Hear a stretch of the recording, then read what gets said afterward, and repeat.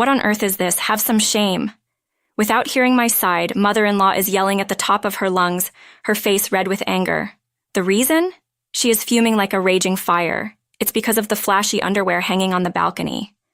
But I don't recognize those undergarments. In fact, even the size isn't mine. Yet mother-in-law keeps accusing me without doubt, calling them disgusting and in bad taste. I couldn't stand mother-in-law anymore and finally burst out, "Those aren't mine, huh?" Mother-in-law and I stared at each other, frozen in place. A few hours later, an unbelievable truth would emerge. My name is Eleanor, 28 years old. I work for a clothing company, mainly in charge of designing and planning products. For the past few years, I've been consigning products to various online shopping sites. I'm always busy creating new products. My husband's name is Kevin. He's 30, 2 years older than me. I met him when I was 25 through a mutual friend, and it evolved into a relationship. After dating for a year, we got married 2 years ago. Kevin is usually calm and goes at his own pace. On the other hand, I'm pretty impatient, so I think we balance each other out. I truly felt blessed to be married and spend my time with him. Due to work, I often travel on business trips. This means I'm frequently away from home. I had explained the situation before we got married, and Kevin understood. However, about a year after our marriage, mother-in-law started complaining about it. "Eleanor, you left the house for 3 days again." When I returned from a trip, mother-in-law was nagging me with a disapproving tone. "Oh, mother-in-law, why are you here? What do you mean? Can't I visit my son's house? I heard you were away for work, so I came to help with the housework." "Oh, thank you, but it's common for me to be away for 3 days, and Kevin can manage on his own." "What? You should know it's always been the woman's job to take care of the home. Yet you always—" She glared at me, her face flushed, as if I was the one at fault. I always struggled with mother-in-law's direct and blunt personality. During family meetings, she never missed a chance to nag, making me apprehensive even before marrying. But I thought, I won't be living with her. And as long as I can be with my beloved Kevin, so I decided to marry him. Yet, I never imagined she'd complain this much just because I had to go on a few days of business trips. From that day, every time I went on a business trip, she'd show up at our home. While I appreciated her looking after Kevin while I was away, the reprimand I'd get upon returning became routine. 2 years into the marriage, and she hasn't changed. Today, I returned from a 2-day business trip, only to be greeted by her intimidating face. "Eleanor, why did you go on another business trip?" "I mean, it's my job." "Huh, job? What do you even do, or are you pretending it's work and actually having fun?" "What? Why would you say that?" "Well, Kevin's a good boy, he wouldn't doubt you, so someone has to keep you in line." With that, she enthusiastically started preparing dinner. She didn't leave until after 11 p.m. Her constant complaints about everything made it unbearable. I let this moment pass. The cycle would just repeat. Thinking this, I approached Kevin, who was relaxing with a beer after his bath. "Kevin, can we talk?" "What? I've got work tomorrow. I wanted to sleep after this drink." "I'm sorry, but this is important." Seeing my serious expression, he reluctantly sat down his beer and asked, "What's up?" "It's about your mom. Can you ask her not to come over every time I'm on a business trip?" "Why? She's just helping out with chores when you're not around. It's helpful, isn't it?" "It might be for you, but I can't handle her constant digs at me anymore." Today, she even implied I lied about work to go have fun. She probably didn't mean anything by it, and it's not like I'm asking her to come. She's doing it on her own. Shouldn't you be grateful? "What are you saying? It's not about him asking or not asking. I just wanted him to understand how uncomfortable it makes me feel." The moment he said, "Be grateful," I realized he sided with his mother. He doesn't understand the gravity of the situation, and I was deeply frustrated. However, backing down now would mean nothing. I carefully chose my words and explained my feelings to my husband again. "Please, can't you take this a bit more seriously? Think about how I feel being criticized every time I return from a business trip." Hey, what's gotten into you, Eleanor? You've never said anything like this before." "That's because she's Kevin's mom, the one I love. That's why I've been putting up with it all this time. But I've really reached my limit. I can't stand her bossing me around anymore." "What are you talking about? You make it sound like my mom's kindness is a bother." "I didn't think you were like that, Eleanor." He downed a beer on his desk and stormed out of the living room. Why? We weren't done talking. Left alone in the room, an indescribable emptiness overwhelmed me. No matter how much I thought about it, I couldn't figure out the right words to reach him. I thought Kevin would understand if I confided in him. If things keep going like this, nothing will change.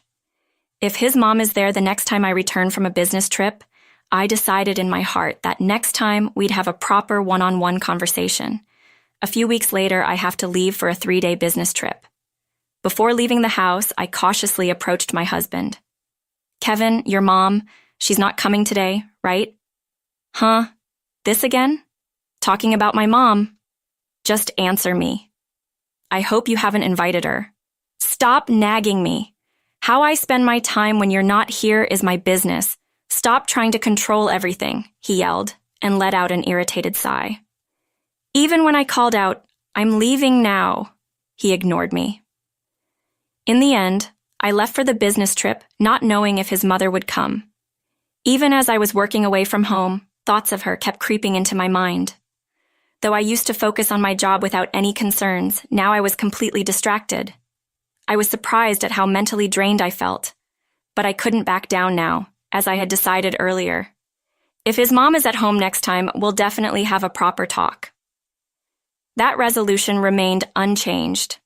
When I returned from my business trip, I opened the front door with trepidation, and as I had expected, I saw his mother's shoes in the entrance.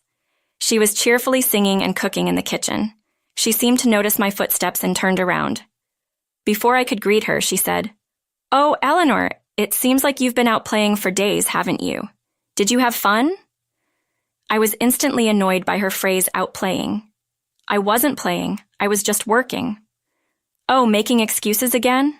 You're such a hopeless wife, always talking big. That's what happens when a woman works outside, she said dramatically and glared at me. Though I flinched at her sharp gaze for a moment, I gathered my courage and initiated the conversation. I have something to talk to you about today. Oh, perfect timing. I have something to tell you as well. Mother-in-law forcefully grabbed my hand and dragged me to the balcony, pointing at the laundry hanging there. She demanded with a fiery tone, "I mind explaining this? What is this?" "That should be my line. What is this mess? Have you some decency?" Mother-in-law pointed at several flashy pieces of underwear hanging out to dry. They were adorned with bright red and pink lace, drawing immediate attention. They covered the bare minimum. Mother-in-law's face turned bright red as she yelled at me, "You're trying to seduce other men with these, aren't you?" "Hold on, mother-in-law, just calm down for a second. How can I possibly stay calm with these? Hiding such indecent underwear in Kevin's room. Did you think you wouldn't get caught?" No, listen, such disgusting taste in underwear. This isn't Kevin's style at all. You have such terrible taste. Are you having an affair? Who is it? Tell me. It's not like that. Please, just listen to me. No more excuses. We never should have let Kevin marry someone like you. I expect you to divorce him immediately. Do you understand? You hussy. At that moment, all the negative emotions I had held back surged forth. Before I knew it, I had thrown my back on the floor and was glaring fiercely at mother-in-law. What? With that look? With a tone as cold as ice, I replied to the emotional mother-in-law, "These aren't mine." Time seemed to freeze at those words. With a deer-in-the-headlights expression, mother-in-law stood still. Clearing up the facts, I said, "Mother-in-law, I think there has been a misunderstanding. Those aren't my underwear. I don't wear such bright colors, and the size isn't even right." "What are you talking about then? Whose underwear is this? I saw them for the first time today. Didn't you say earlier they were found in Kevin's room?" "Well, yes.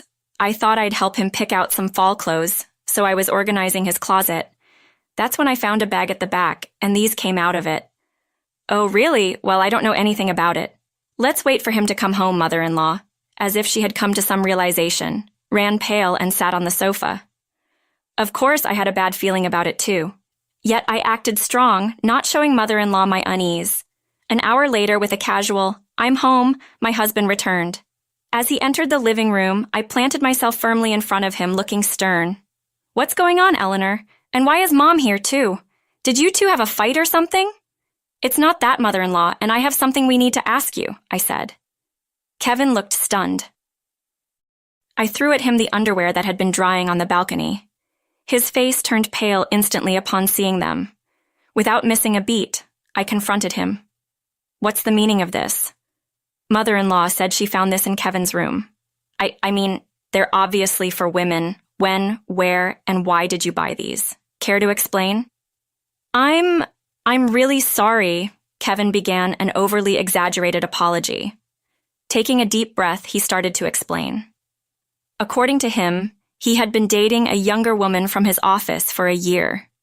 He bought underwear to his taste and had her wear them whenever they met. They enjoyed this little game every time. When I was away on business, he had mother-in-law come over just for the last day to help with the piled-up chores. All other days, he invited his affair partner to our home and had her wear that lingerie. He probably never thought I'd found out. His voice quivered throughout, and tears seemed to form in his eyes while I stared at Kevin with a disgusted look. Mother-in-law watched him with concern. Suddenly, mother-in-law shouted at me, "Enough is enough. Why are you pushing Kevin like this? What's your aim?" "Excuse me? I'm just asking for an explanation," I retorted. "It's because you're not appealing enough that Kevin's affections shifted to someone else. It's all your fault, always working and never being there." "And so what?" I shot back at mother-in-law. "Is there some rule that it's okay to cheat while one's wife is immersed in her job?" Well, even now, mother-in-law tried to defend her cheating son. I yelled at her, "You too are unbelievable. Your son is the one who cheated, and yet you dare to say something like, 'You're not appealing enough.' No matter the reason, there's no excuse for cheating." I get it. Just calm down. Really? From which mouth are you saying that? This is the result of you raising your son to be a mama's boy, isn't it? Shouldn't you be scolding him first? I sighed deeply. Anyway, I should thank you because you found that lingerie. I can now file for a divorce that works in my favor. Divorce? Did you say divorce? Kevin finally reacted. Please forgive me. Haven't I apologized enough? A divorce will ruin my career, Kevin pleaded. Mother-in-law desperately chimed in. Exactly. Divorcing over just an affair? You are simply not tolerant enough. A wife should forgive her husband's little affairs, just in fear. I'm not the unfortunate wife who tolerates her husband's cheating. I'll make sure to get every penny in the divorce settlement. Be prepared, you worthless mother and son duo, I stated. Right after that, I packed all my belongings and left the house.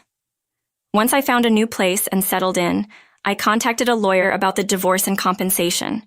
I demanded compensation not just from my husband, but also from the woman he cheated with. Turns out she was a junior colleague at his workplace. A coworker spotted them arguing about the conversation, and news of their affair spread like wildfire in the office. They were instantly treated with disdain. Unable to handle the office gossip, she resigned on her own. Meanwhile, Kay had to stay at his job just because of the compensation he owed. Still, his reputation depleted, and all his hard work over the years seemed to wash away. The position he had worked so hard for collapsed, and I heard he's now stuck in a dead-end job. But even more tragic was the fate of his mother-in-law. She got exposed for harassing me and for defending her cheating son. Her husband, father-in-law, found out and apparently served her with divorce papers. She was kicked out of the home they had shared and went to stay with Kevin in his apartment. But struggling with Kay and mother-in-law, they had to move into a smaller place together. They constantly blame each other for their misfortunes, maintaining their usual toxic relationship. It seems it's only a matter of time before they self-destruct. As for me, I'm back to enjoying the freedom of being single.